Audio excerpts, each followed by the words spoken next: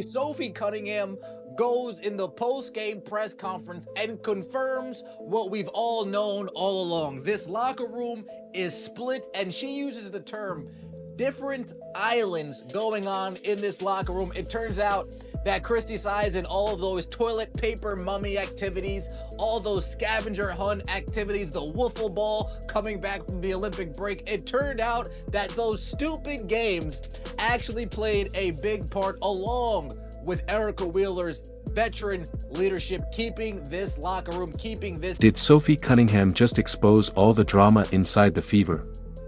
Word is, the locker room's divided, the vibes are off, and the front office is dodging responsibility. There's tension, fake smiles, and rumors flying like it's a behind-the-scenes reality show happening during halftime.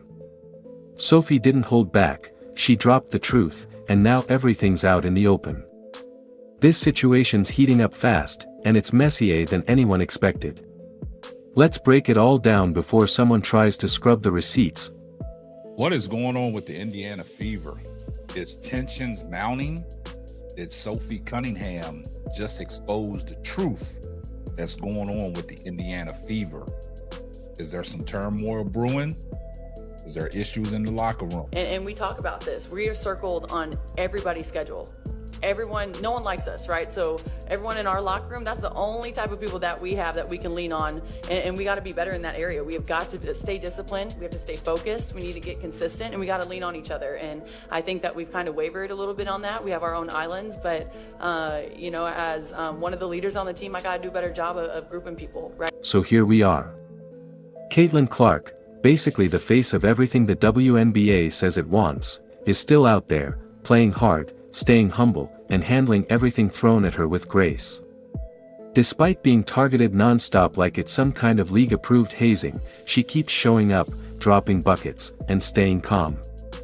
She's got the mindset of a pro, the discipline of a grinder, and the kind of media poise that feels almost unreal. Sophie Cunningham, in the post-game interview, speaks on this team and the islands within the locker room. Everybody's on their own little island. We're going to get back to that real quick. Listen to what Stephanie White said in the offseason.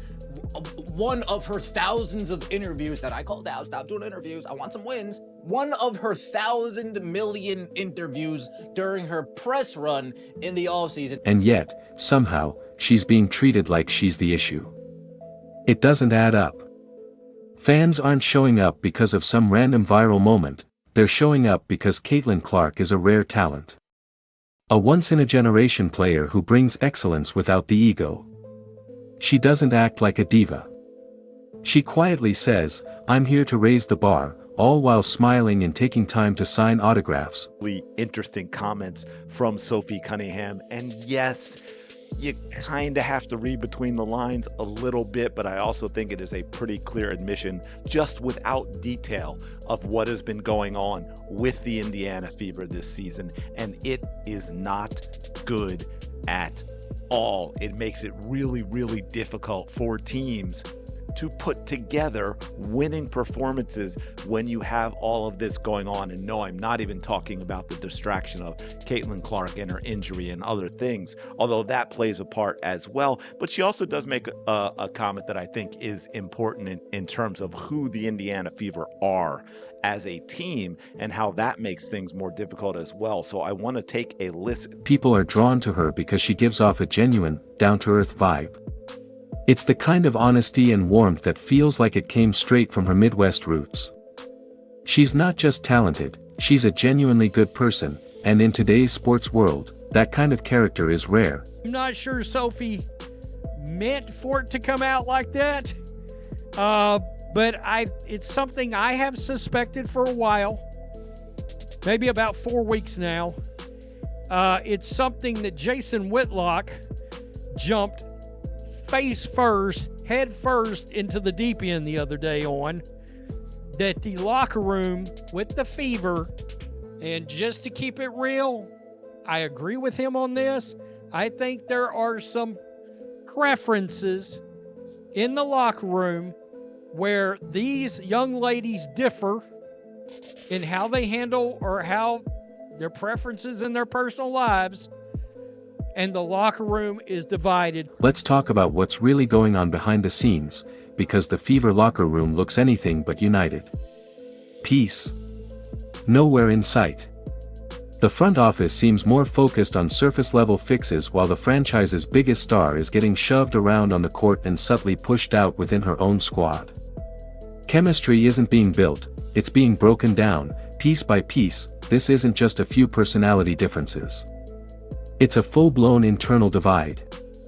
Some players look like they'd rather sit than pass Caitlin the ball, while others are too busy playing their own survival game to contribute. Let's be real, the system is failing. This isn't player development, it's chaos. Caitlin's elite playmaking is being wasted on teammates who either won't involve her or can't keep up. Instead of playing smart, the game plan looks more like this: freeze out your star, take bad shots, and let Caitlin handle the damage control in post-game interviews. That Sophie Cunningham thing on repeat, man. That clip where she grabbed the girl and threw her down, so foul. It's a hard basketball foul, probably over the top. Of course it is, but why would it not be given the circumstances? But once she did the clinch, man, MMA fans, UFC, grappling, Muay Thai, like we all know. Once you seen that clinch, it was like, okay, she just ain't no regular fucking person. She knows something. She got some skills, and I guess she has like a black belt in Taekwondo or some shit like that, which is wild. And apparently she was the kicker on a high school football team. She doesn't need to throw chairs or post cryptic tweets. What she needs is a Magic Johnson-style move, not the charming smile, but the kind where you say, it's either the coach or me.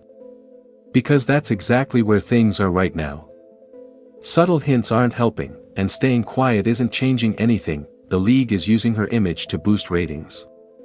The front office is reaping the benefits of her popularity. And while all that's happening, she's expected to stay quiet and smile through it, while her teammates treat her like she doesn't belong. Let's be honest, every great player hits a point where they have to decide, keep holding up a broken system or break it apart to build something better. And the wild part? Caitlin hasn't made that move yet.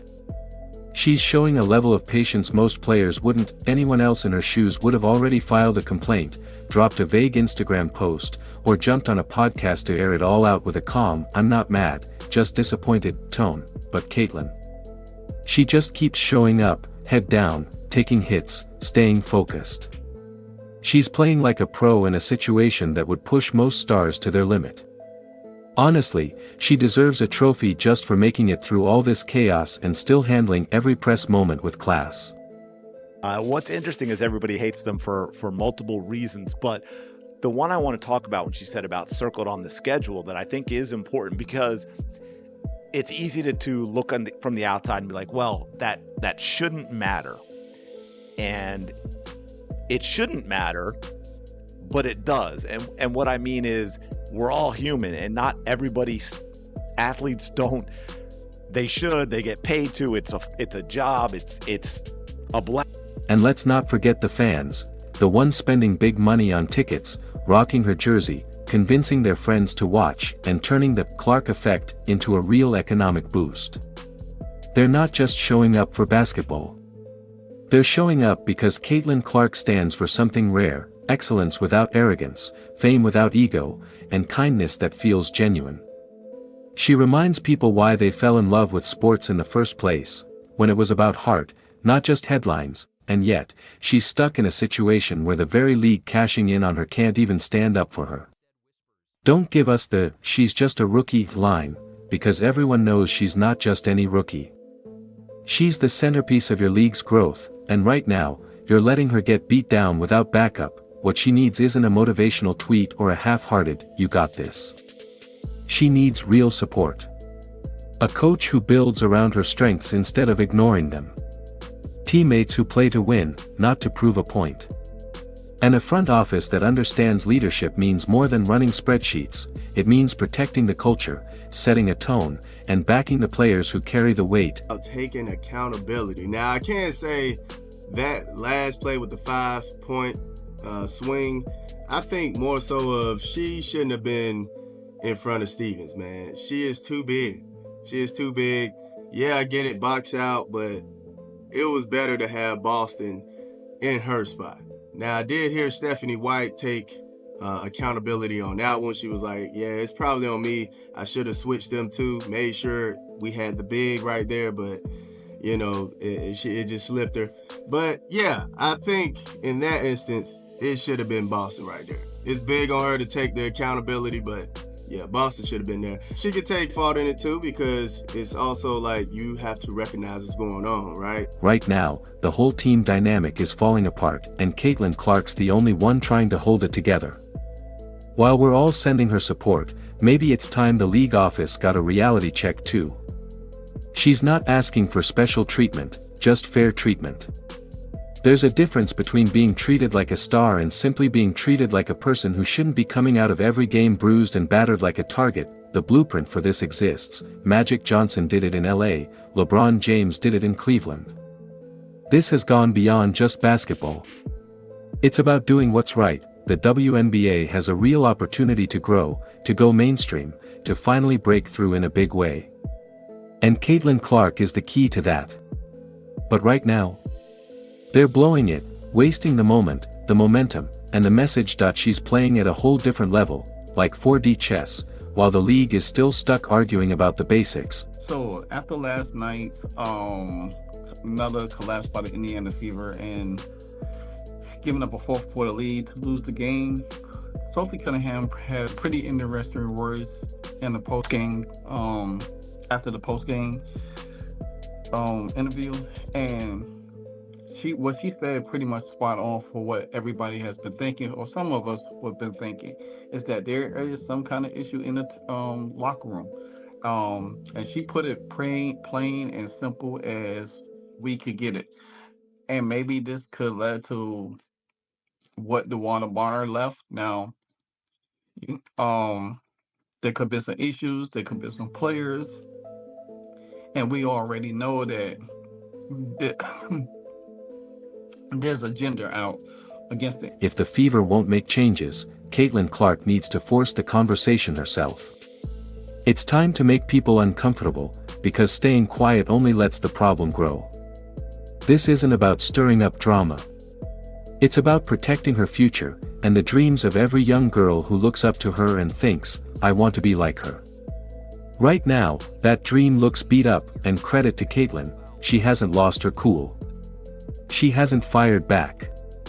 She keeps showing up, playing hard, and staying calm when most people would have faked an injury and taken a break. She's been the professional, the leader, the adult in the room for long enough. But now it's time to change the story. The system isn't just broken, it's rigged. And Caitlin doesn't need to adjust to it. The system needs to adjust to her. So here's the move: speak up. Loudly. Publicly. In a way no one can ignore. She's the face of every brand. The player who brings in the money, the viewers, the attention. But at this point, the grace period is over. The kindness has run out. No more polite smiles after cheap fouls. No more pretending those shady passes and cold shoulders from players like Natasha Howard and Brianna Turner aren't exactly what they seem. Let's call it what it is: jealousy, plain and simple. I just think that it's impossible to think that's not a real possibility here. You know, and it should be noted, Stephanie White. All right, Stephanie White checked some boxes. And then you've got Sophie, and you got Caitlin, and you got Aaliyah, and you got Lexi. To my knowledge, probably Demarius Dantis, but I don't know. Michaela Timpson, I don't know. That don't check some boxes. Let's be real, this isn't just about competitiveness anymore. What we're seeing is full-on personal drama dressed up as basketball. Players like Natasha Howard haven't even bothered to hide the fact that they don't mess with Caitlin Clark. It's like the moment she started gaining national attention, Howard decided, not happening on my court. That's not rivalry. That's resentment. Brie Turner isn't subtle either. She and Howard have practically built a playbook around disliking Caitlin while blaming her fans for the tension. Every time Clark's name trends, every packed arena, every viral highlight, it's like someone lit a fuse under them. They don't want to say it out loud, but this goes way beyond the game. It's about ego. And Caitlyn's presence, without even trying, is making a lot of veterans feel insecure about their own legacies. Then there's DeWanna Bonner. Whatever that performance was, it wasn't defense. It was personal. The level of aggression she showed didn't look like guarding a rookie, it looked like trying to send a message. Launching into collisions like it's a grudge match from high school. That's not how you play elite basketball. That's how you settle scores. And let's be clear, it looked bad. Not just on the court, but for the league as a whole. Meanwhile, Caitlyn's been calm, composed, and professional. Too professional. She's taken hit after hit, literally, and still stayed quiet, kept her head down, and played through it. But she's not learning the ropes. She's surviving. Surviving cheap fouls, teammate shade, and a league that's cashing in on her name while staying silent when she's targeted. This can't go on. The WNBA can't promote her when it's convenient and then pretend not to see what's happening on the floor. Because fans see it. Social media sees it. And the message is loud and clear. Caitlyn Clark isn't just a player, she's a movement, a brand, and a business that's lifting the entire league. But instead of treating her like the asset she clearly is, she's being dragged into high school level drama from veterans clinging to relevance. The league needs to step in, now, not just for Caitlyn, but for the credibility of the game. Because if they keep letting jealousy run the show, they're not just hurting her, they're holding back the future of women's basketball. Everybody knows who Sophie Cunningham is. Everybody wants a piece of Sophie Cunningham. Her jersey is the #1 selling jersey in the WNBA. Sold out. Now, why is that significant? I'll tell you. Because her jersey surpassed the all-time woman, Caitlyn Clark. The most popular woman ever in the WNBA, Caitlyn Clark, got her jersey surpassed by Sophie Cunningham. Why? Because Sophie Cunningham stood up for Caitlyn Clark. She did all of these Instagrams, she did all of this stuff, and next thing you know, it all didn't matter.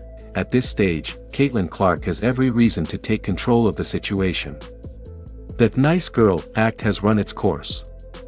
What she needs now isn't more grace, it's grit. It's time to speak up and demand accountability from her teammates, her coach, and the league itself. Because staying silent is being taken as weakness, and every time she lets the cheap shots and cold shoulders go unchecked, it only encourages more of the same. Caitlyn isn't naturally confrontational, but clearly, quiet conversations and polite interviews aren't moving the needle. The message needs to be loud, direct, and public. Sometimes, leadership means making people uncomfortable, especially when they've grown too comfortable dodging responsibility while their on-court performance falls apart. She needs to step into that locker room like a CEO who just reviewed the quarterly numbers, and they're not adding up. No more fake smiles. No more pretending the offense is fine. No more brushing off being iced out like it's accidental. Either call it out and fix it, or flip the whole thing and make the team adjust to her. Because at this point, being polite isn't leadership. Holding people accountable is. They've been losing leads. The close on games has been very, very, very much of a struggle for them. And yeah, you have to face the ugly part about it. You have to figure out what you're going to do to actually fix that situation. You know what I'm saying? Fix that issue that y'all keep having. It's about want to. It's about grit. It's about, saying no. We're going to win this game and there's nothing you're going to do about it. And a part of that comes from just wanting to win, wanting to get that dub. So, yeah, I kind of understand Sophie. I do have grace for this team. But at the end of the day, man, you can think about probably 2-3 other teams who have just put their team together as well, and they are finding ways to win more games than any other. Because right now, this isn't about adjusting to the system, it's about surviving it. What's happening isn't tough love or team chemistry issues. It's sabotage dressed up as sisterhood. And for those players pretending their hostility is just hard defense, stop. No one believes it anymore. The cheap shots, the elbows, the shoulder checks. They all seem to be reserved for one player, Caitlin Clark. No one else is getting hit like this. No one else is being targeted this way. It's not competitive grit, it's bitterness. And everyone watching can see the difference. So Caitlin, it's time to drop the quiet humility. Enough of the Minnesota nice. What's needed now is bold, confident leadership, the kind that stands tall and commands respect. Not because she's trying to be loud, but because she's earned the right to be heard. She's not here to be a side story. She is the story. This isn't about being rude, it's about being done. Done with dirty fouls. Done with fake support. Done with smiling through disrespect from players who couldn't even match her level on their best night. They didn't want to give her the ball. Fine. She'll take over the game.